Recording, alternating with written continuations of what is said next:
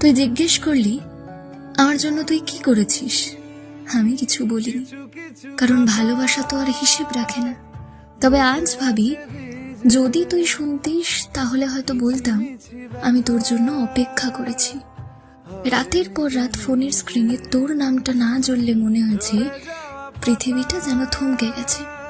তোর রাগে আমি চুপ থেকেছি, তোর অভিমান ভাঙাতে আমি নিজের অহংকার ছেড়েছি।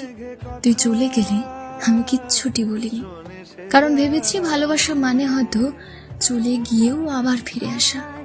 যখন তুই বললি তুই কি আমায় কোনোদিন ভালোবেসেছিস, আমি তখনও চুপ ছিলাম।